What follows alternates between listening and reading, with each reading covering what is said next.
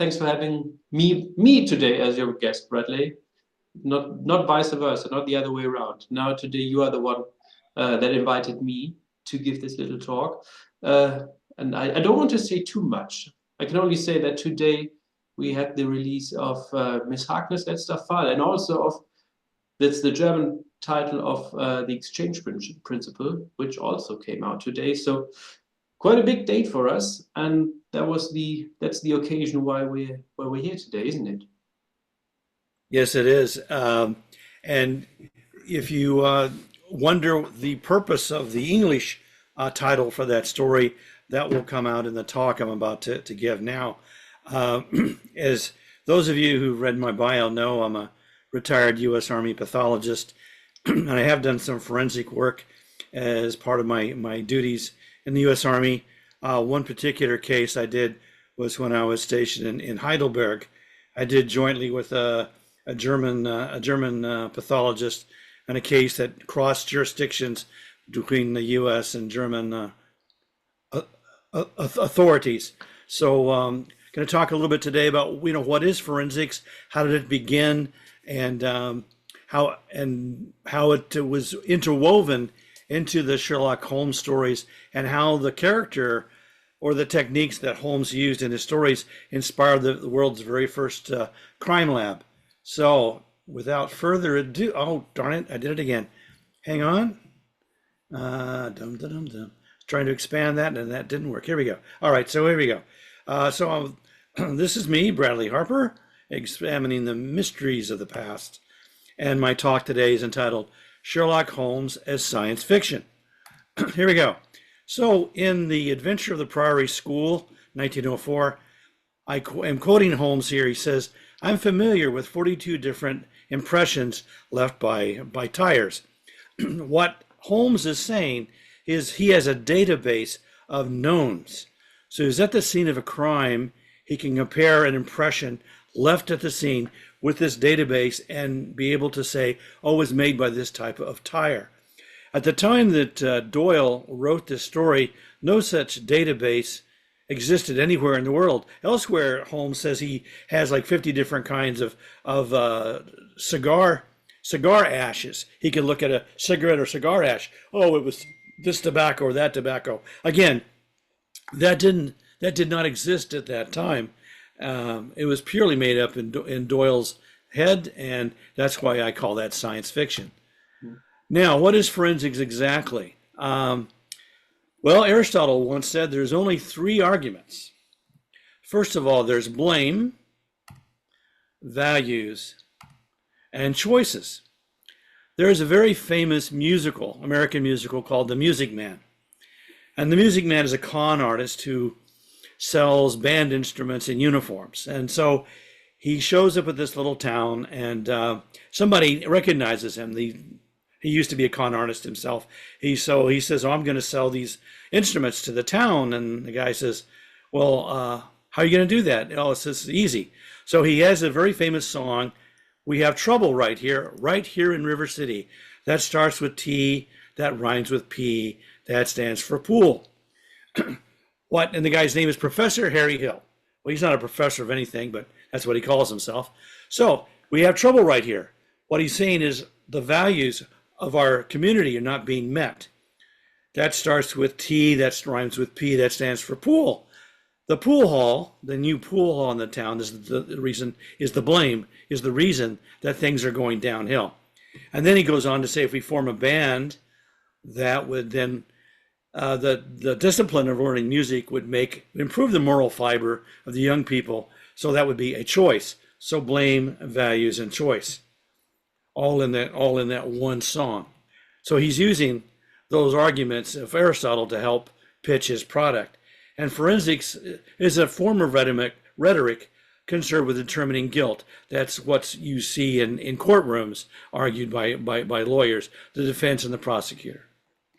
Okay, the very first recorded use I could find of forensics, where objective evidence was used to determine guilt or blame in a crime, was 3,000 years ago in China. The local village magistrate was walking out in the countryside. He found the body of a woman who had been murdered by some rice fields. The injuries on the body were consistent with the sickle that the farmers were using to harvest that rice. So he goes out and talks to the farmers. Of course, nobody saw nothing, right? Big surprise.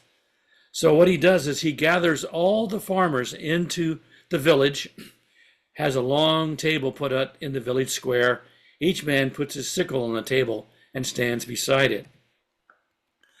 Now you can imagine that a small rural village in China, not much happens. So you imagine all the villagers turn out to see what's going on.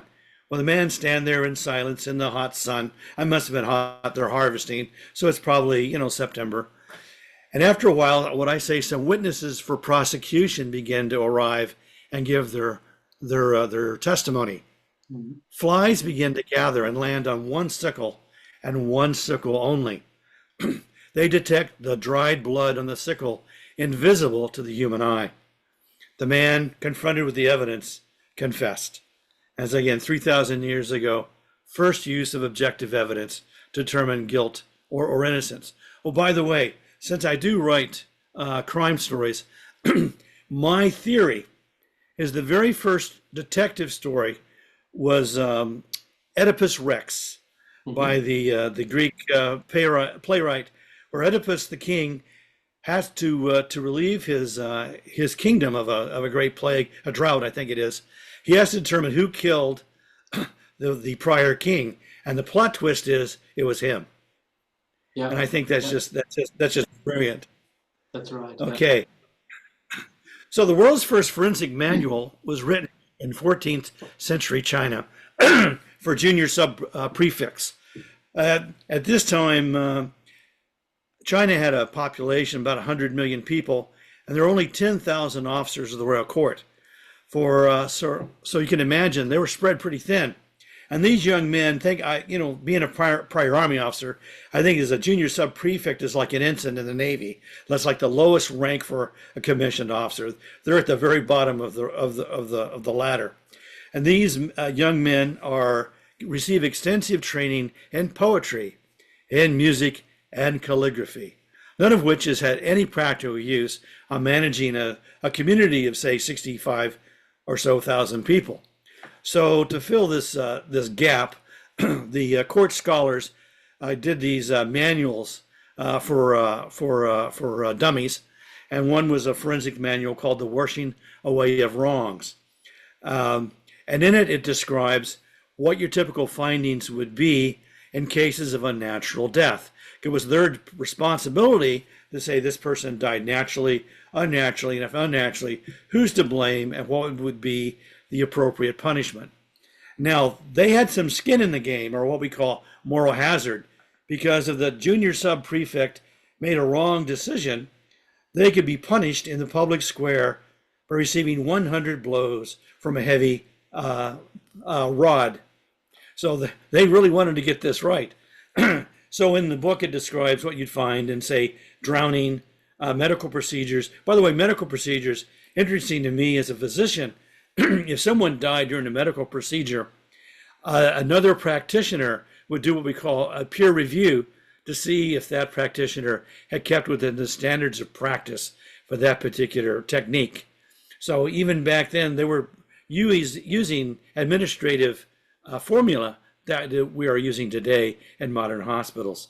Okay, other things were trampled by buffalo, venomous snake bite, described the face would be swollen, which is typical. Most of the venomous snakes in China have what we call a hemotoxin, which causes breakdown of soft tissue and red cells. So that causes a flushing of the face. Mm-hmm. They noted if someone died from tiger bite, when you removed their trousers, you'd frequently find they'd soiled themselves.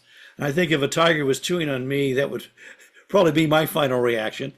Let's see. If someone had died in a fire, it was not uncommon, because in China they had clans, and there was a great rivalry between the clans. And if someone's great aunt had died of natural causes, if I burned the hut down that she lived in and said, "Oh, this rival clan burned it down, I deserve compensation," well, the prefect could look in the mouth, and if the mouth had soot that would tell you they had breathed in the fumes, but if the oral cavity was pristine, that means they were already dead. So that was one means of determining that. One of the things I liked was if someone died of demonic possession. Yeah. Epilepsy in many societies is viewed as evidence of demonic possession. If someone, chokes or swallows their tongue or something, there's really not much external evidence except a little bit of froth at the mouth, which they describe in the manual. So I thought that was interesting. And finally, death due to sexual excess. Now, the hallmark for dying from sexual excess is the erection continues after death, which means by definition that women are immune to this cause of death, which I think proves which is really the weaker sex. Okay, the first case I could find of blood splatter analysis was around 200 BC. A Roman senator was found stabbed to death in his villa. The only two people in the villa at the time were his wife and his blind adolescent son. Bloody handprints were found on the wall that led from where the body was found up the stairwell to the son's room. Well, the Roman prelate who was called in to investigate determined, well, the first thing he noticed was, if I had bloody handprints and I'm going up the wall, as I progress up the wall, what's going to happen to the handprints? They're going to get fainter and fainter as I go along. These remained vivid the whole way up. The second is, this son had lived in the villa his entire life. Why would he need to feel his way to his room? So the investigating Roman officer determined it had been the wife who kept dipping her son's hand in the blood to place the blame on him, possibly thinking his punishment would not be as bad as hers. So again, first blood splatter analysis that I could find, or at least use of blood trace. Wow. Okay. Toxicology. Arsenic was a common household poison, easy available throughout Europe and England, where my major focus is, until 1851, in England passed the Arsenic Act. You could get arsenic from a pharmacist, and it was commonly used for rats, which, were a huge problem back then. The problem, but so after the Arsenic Act, you had to sign that you purchased so much, had to be from a pharmacist who knew you, so it was recorded how much you bought and when. So at least there was some record. The symptoms of acute arsenic poisoning mimicked food poisoning, which was pretty common in those days. So even a very healthy person, if they, ate something that had been left out too long, could die suddenly. So it was not uncommon and didn't arouse too much suspicion. In fact, arsenic poisoning was such a common means of advancing your wealth, it became known as inheritance powder. So the first test I could find to test for poisoning was to feed the last meal of the person who died to an animal to see if the animal lived or died. Now the case that I found interesting was in 1751, a young Miss Blandy apparently was not too good looking and was in need of a husband.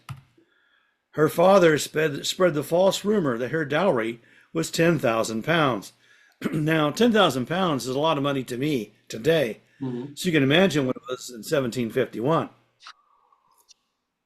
So unsurprisingly, enter the dashing Captain William Cranston, who declares his undying love for Miss Blandy and possibly her 10,000 pounds.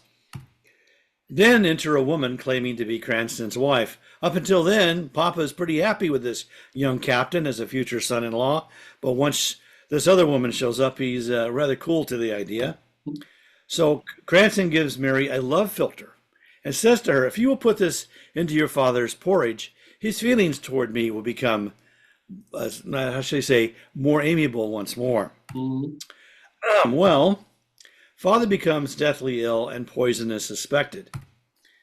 A suspicious powder is found in Mary's possession, and there's a sniff test for arsenic. If you toss it into a fire, it has a slight smell of like roasting garlic. The physician was suspicious, did the test with the powder, and sure enough, smelled like garlic.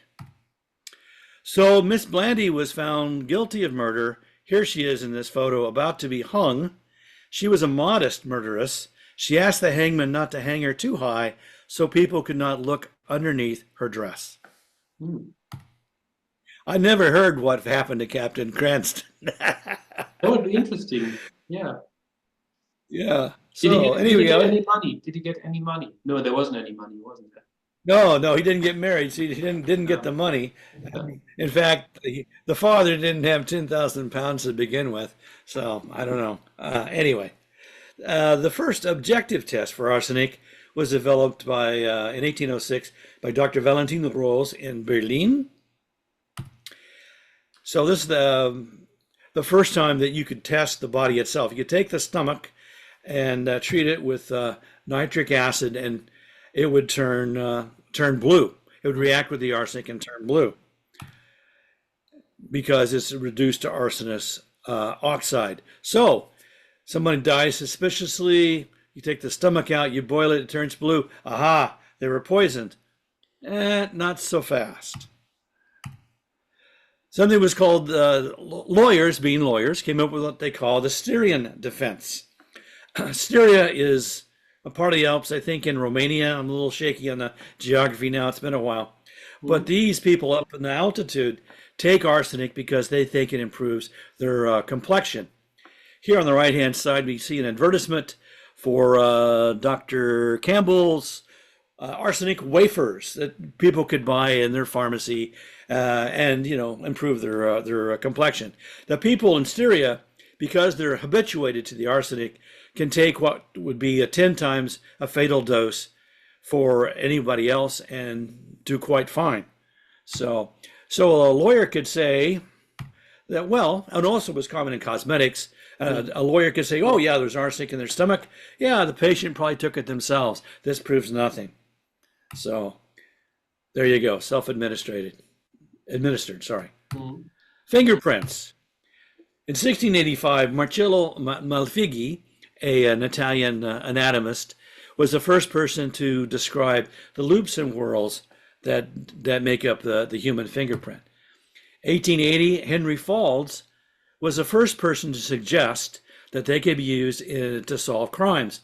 Henry Faulds was a physician with the East India Company, and he noticed that a work crew of native workers in India, maybe there were like 24, 25 workers, they might be paying 32 or 34 people because they all looked the same to the British. Guy would get in the pay line, get paid, go to the back of the line, go through again, get paid a second time.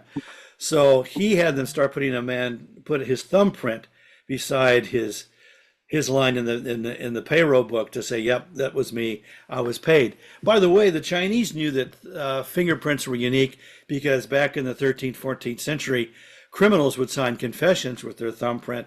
And even back in ancient Grecian times, potters would put their thumbprint on an urn, those big urns that amphora that they would use to transport olive oil and wine. And ancient shipwrecks, they can often, an archaeologist now have a database, and by the thumbprint they can say, oh, it was made by this potter in this city around this time. So I think that's rather interesting. Anyway, 1892, Sir Francis Galton wrote a book analyzing fingerprints, and he called his book, I think very ingeniously, it was entitled Fingerprints. So, yeah, hey, he was British, to the point. And then in 1892 was the very first time a person was prosecuted on the basis of their fingerprint. It was kind of a sad story. A woman said that a jilted lover had murdered her two children. Well, she lived in a village outside of Buenos Aires. The detective was sent from Buenos Aires, and this recently got a forensic scientist of sorts who'd studied under I forget. I'll talk about him in France. Anyway, I'll talk about him in a minute. And so there was a bloody thumbprint on the windowsill that the investigator cut out, took back. He took a thumbprint of the woman and of the man she accused, and it matched the woman. And finally, she admitted that she had killed her children because she wanted to run off with another guy, and she wanted to blame him. And so, like, a kind of a sad story. 1889, Sir Edward Henry came up with the classification system that is still used today. But it wasn't until 1910 in Chicago that we in America finally used fingerprints in a court of law to convict someone. Oh, by the way, that case in Argentina became very famous. The forensic scientists gave talks around the world, and in 1901, the Metropolitan Police in London adopted fingerprints as a secure, reliable means of criminal identification. So they were far ahead of the Americans. Okay, the French Sûreté was founded by Napoleon by Eugène François Vidocq, a fascinating guy. He wrote an autobiography that is just amazing. I don't know how much of it is true, but the guy was quite a storyteller. He was a former forger, later a police informer. He was the first person to develop a record system of criminals, their aliases, and their appearance. He grew up in a small village in France. At the age of 14, he joined a fencing society. He was so ferocious, he was called the Boar. The age of 16, he stole silver plate from his parents' house, sold it, and tried to go off into the world. Was arrested, brought back. His dad was so angry he put him in jail for 2 weeks, thinking that would straighten him up. Didn't work. A year or so later, he cleaned out the cash box, went off, and joined the army. He got into so many duels, he spent most of his time in the stockade, but finally was out of the stockade long enough. He was in one battle, distinguished himself so much, he was going to be promoted to corporal. At the promotion ceremony, he felt insulted by the sergeant major, challenged the sergeant major to a duel, back in the stockade. So he got tired of this. So he forged his release papers, got out, and was a minor criminal for several years. Twice he tried to go straight.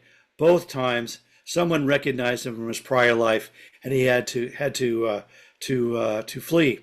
Late in life, he became friends with the French writer Vincent Hugo, and he became the inspiration for the character of Jean Valjean in Les Miserables. Mm-hmm. He was also the inspiration for the detective Auguste Dupin in Edgar Allan Poe's Murders at the Rue Morgue. So inspired two fantastic fictional characters based on his real life. Wow. He made copies of plaster. Oh, how he became a policeman. So he's in prison again, and he's 32 years old. He kept escaping. One time he disguised himself as a nun. Another time he disguised himself as a sailor. It was so convincing he was arrested as deserting from the Navy. Anyway, he's 32 years old. He's in prison in Paris. The French said, "We're just going to execute this guy. We're tired of messing around." So he says, "Tell you what a deal I have for you." He had how should I say? He decided to change his modus operandi. He became a police informer. And they moved him from prison to prison, and the criminals would all talk to him. He solved so many crimes over 2 years, they released him, and Napoleon had him found the detective agency, La Brigade de Sûreté, the security brigade, himself and 19 former criminals, several of whom were women, because he knew that men like to talk to women, surprise. And at the time, when he got out of prison, Paris was so dangerous that even middle-class people were afraid to leave their houses at night unless they had armed guards.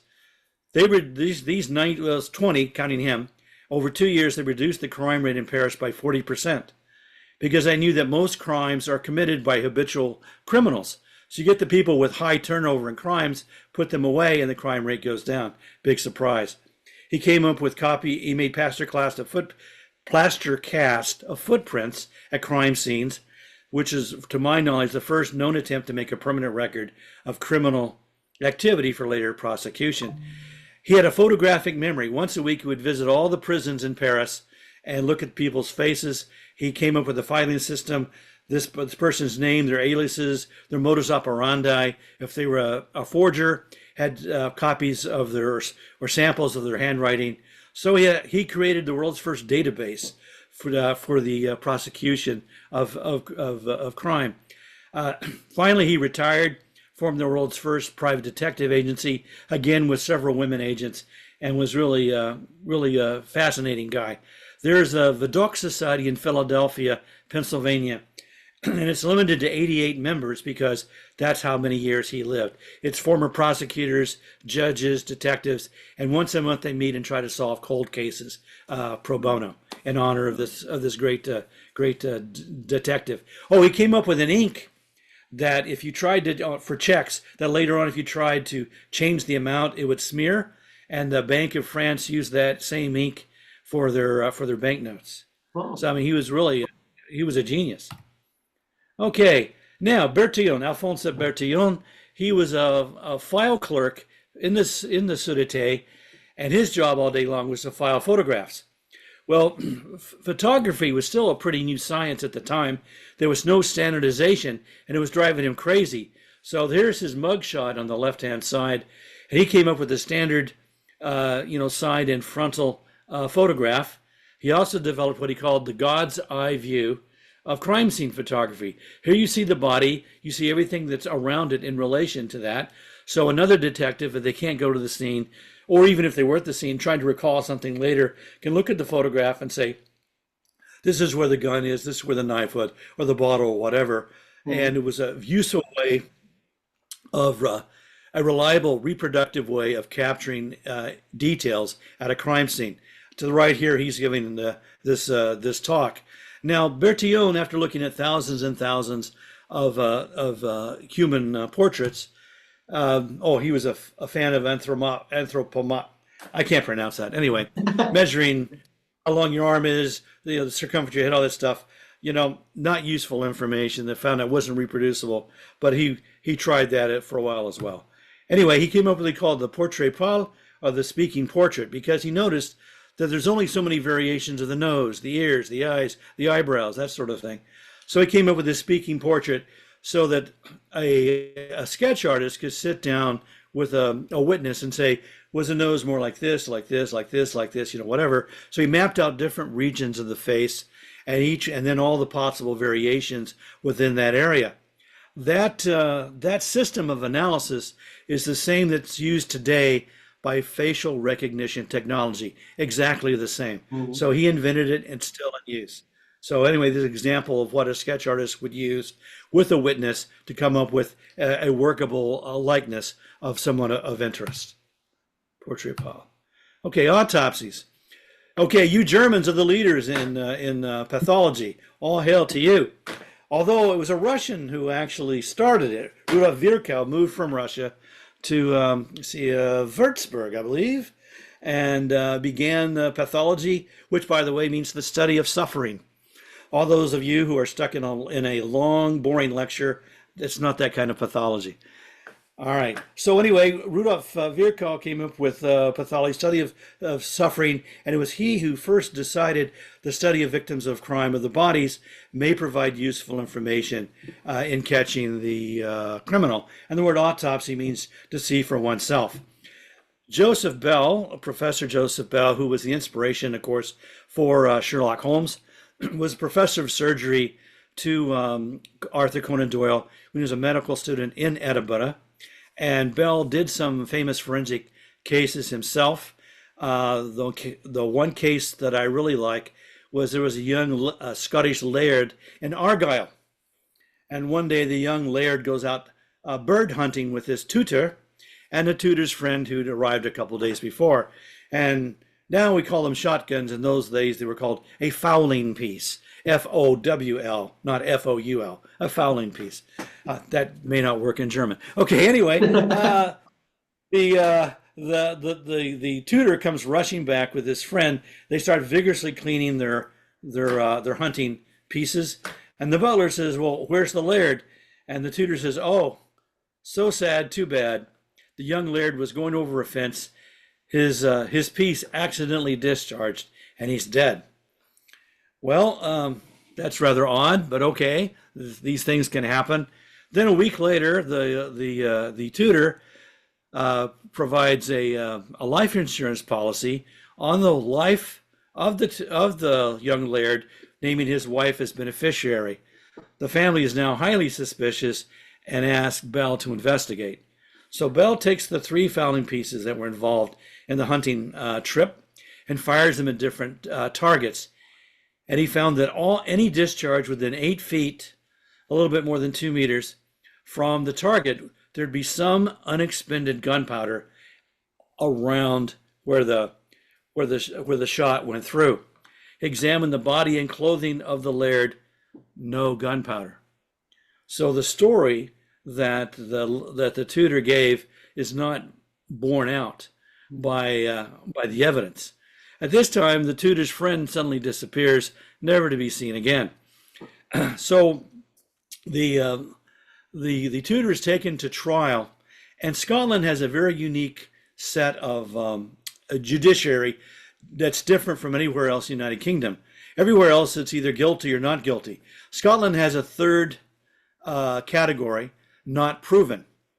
So whereas the evidence that Bell was able to provide was very, to me as a scientist, very convincing, the man's lawyer, his barrister, says, oh, this is all very theoretical, all mumbo jumbo, nonsense, whatever, enough to persuade the jury to say not proven. So technically he gets off, maybe. But there is always the court of public opinion. Madame Toussaint's makes a likeness of the tutor, puts it just outside the hall of the Chamber of Horrors in the Madame Toussaint's wax museum. Well, the tutor is incensed. He says, "You are slandering me." And Madame Toussaint says, "Oh no, we just think you have an interesting likeness." How interesting, it's just outside the Chamber of Horrors. We're inside all these murderers are, right? Like Genghis Khan and stuff. Mm-hmm. So he sues them, and the judge is more impressed with Bell's forensic work than the Scottish jury. But technically he has to fine for him because he was not convicted of murder. And the charge of, by the way, slander by association was something they invented for this trial, and it stuck. Anyway, so the judge has to award damages to the tutor. He awards him 1 farthing. Now, you and I know that it takes 4 farthings to make 1 penny. So this is the smallest unit of money that existed at the time. Meantime, for months on end, all the publicity of the trial is in the paper. Long lines outside of Madame Toussaint's to see this guy's likeness just outside the Chamber of Horrors as the trial drags on. So you have to say, well, he may have won a moral victory, but I think Madame Toussaint's came out far ahead in the end. Okay, from science fiction to reality. So at this time, let's say the beginning of the 20th century, crime investigation still hinged upon alibis, confessions, and eyewitness accounts, all purely subjective items, subject to human error. As we see, photography is starting to be introduced. Some fingerprints are being looked at, but still forensics as a science, as a discipline, is a little bit here, a little bit there. There's no coherent theory, no really organization just yet. And I mentioned all that. Okay, so the very first lab, in 1910, Dr. Edmond Locard of Lyon, France, a huge fan of Sherlock Holmes. He was both a physician and a jurist, or a man of law. And he read these stories and said, well, why couldn't this actually be done? Why can't you use science to solve crime? So he convinced the prefect of police in Lyon to give him 2 assistants, 2 small rooms in the attic of the courthouse, the Palace of Justice, and 2 years to see if he could show that science was a valid tool in solving crime. So Locard came up with what he called the exchange principle. And here's my connection to the American title. Mm-hmm. Every contact leaves a trace. He said, if 2 solid objects come into contact with one another, each leaves some residue, some trace of itself upon the other. Basically, it says a criminal cannot leave the scene of the crime without some trace of the scene on them, and them leaving some trace of them behind. That's the principle of ballistics, and it's still a valid principle in forensics today. If someone hacks into your computer and empties out your bank account, they'll leave some trace of their computer on yours, and yours will leave some trace on theirs.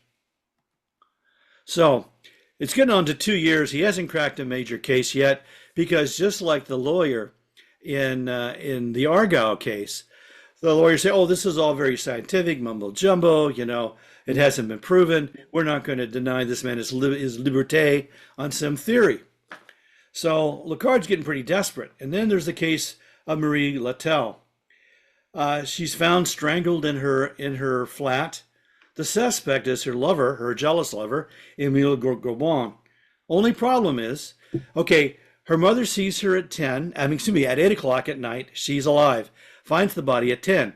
So there's a 2-hour window in which she could have been murdered, strangled. The problem is, Émile has 4 co-workers. He works at a bank who swear that they were playing cards from 8 until 10. He has an airtight alibi. Well, Locard talks to the guy. He's just sure this guy is guilty, but how on earth can he prove that? How can he break this alibi with 4 witnesses who have no reason to lie for this man? Whoops, sorry, go back. So he noticed some marks on her neck consistent with strangulation, and some cosmetics on her neck. Now, cosmetics at the time were made in pharmacies. Every pharmacy had its very own formula. So what he did was he noticed some residue under Gorbon's fingernails. He scraped it off and saved it. Then he bought some cosmetics from the pharmacy, put the samples under the microscope. They were an exact match. When confronted with this evidence, he confessed. What he did was he changed the clock on his mantle by 1 hour, called attention to the time to his card-playing friends when they began and when they ended, giving him 1 hour to go over there, strangle his lover, and still have an airtight alibi. Breaking that case convinced the prefect of police that forensics was in fact, or that science was a valid tool in crime investigation, and the experiment became a permanent institution within the police department of Lyon, and other major cities soon adopted developed their own. There we go. All right, now I'm going to let you play medical examiner for the day. First of all, I'm going to tell you how the game is played. Then we're going to have 3 real-life examples. And, of course, we can't do a vote here, but each of you commit yourself to what the manner of death is, and then you will see what the school solution was. So, all right, so here's our scenario. We found a person dead in the woods, dressed in a hunter's orange blaze vest, a bullet hole in his head, no other injuries. The cause of death, gunshot wound to the head. Mechanism of death, I would describe the damage to the brain. Manner of death, now this is where the forensics comes in. It could be natural. These are our options. Natural, suicide, accidental, homicide, or undetermined. Oh, by the way, if you get this wrong, don't worry. I will not hit you 100 times with a heavy rod. It's okay. So, all right. So let's say the person has a half-empty bottle of whiskey. There's some cleaning equipment scattered around, and there was 1 bullet in the chamber, no magazine. Well, maybe accidental. The guy was messing with it and whatever. Okay, let's say it was under the chin but not contact. Okay, maybe it was accidental. Let's say it's the back of the head and it's a .38 caliber revolver and not a 30-06 as he has in his hand. That's probably homicide. Okay, and if he's having problems at home, there's a suicide note, everything else fits, it's probably suicide. Natural in this case wouldn't work. And if we're not sure, we can always say indeterminate. Oh, by the way, if we get it wrong, we can always go back and change it later if new information comes along. So you kind of get an idea how the game is played. All right, I'm going to give you the first case, and I'm going to give you what your options are. Think about it, then I'll tell you how the medical examiner ruled and why. Okay, woman writes a suicide note. Then while sitting on the end of a pier, shoots herself in the chest, falls into the water. The body is recovered the next day. Bullet passed through her left breast, did not penetrate her chest wall. She drowned. She did not die of the gunshot wound. So the manner of death. Okay, I think we can rule out natural.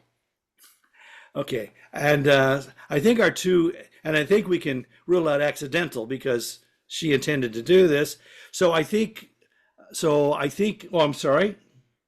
Wait a minute. So our two choices are suicide or accident. So was it an accident or was it suicide? I mean, she meant to shoot herself in the chest and it didn't. She drowned. So was it an accident or was it suicide? Okay, school solution. Medical examiner said suicide.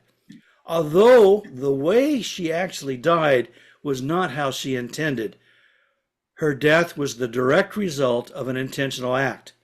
So it's still considered a suicide. By the way, this can be very important when things like inheritance and life insurance, that sort of thing comes along. So it's not just an intellectual exercise. So, all right, let's do the next one. A man is told he only has weeks to live due to his heart condition, is not a candidate for transplant, is found dead in his car with the motor running, a hose from the tailpipe running through the almost closed back window. His blood carbon monoxide level is insignificant. A massive blockage of his left main coronary artery is also found. Manner of death. Okay, I'll make this easy for you. It's not accidental. Our two choices as I see it are either suicide or natural. So. Okay, the medical examiner said natural. Although the man intended to take his life, the natural course of his disease intervened and killed him before his actions could result in his death. Okay, you guys are experts now. So the third case, you should knock this one out of the park. Okay, this is a true case. All these are true cases. This to me is the most interesting of all. Man is shot during a robbery. The robber is caught, prosecuted for attempted murder, sent to prison for 12 years. As a result of the gunshot wound, the victim suffers from renal failure and has to undergo dialysis for the rest of their life. His shooter serves his time. A few years later, the victim dies from renal failure. Okay, as I see it, our two choices this time are natural. The man died as natural course of his disease, or homicide. Medical examiner ruled homicide. Although it took many years for it to take effect, the man still died as a direct result of an intentional act by the other person. The man was retried, reprosecuted, went back to prison for murder. Now, in America, we have something called double jeopardy. You cannot be charged twice for the same crime. This does not apply. First, he was charged and convicted for attempted murder. Second time, charged and convicted for attempted murder. First time attempted murder, second time murder. So didn't get it the first time, did get it the second time. So he was retried and reconvicted. Okay, let's go back to Aristotle's three arguments to sum up. Values. When people argue about values, they use the present tense. Things either do or do not meet up with our expectations. Choices. We either should or should not take this particular action. Forensic, blame, past tense. This person was or was not responsible for what happened. Now, it may happen sometime or other. You're on the Strassenbahn and you hear an old married couple argue. You may notice they're not using the same verb tense. I can tell you that argument will never be resolved because they're not having the same argument. Yeah. Okay. All right. And that concludes my talk, Sherlock Holmes as science fiction. I hope you enjoyed it and learned something and had some fun along the way.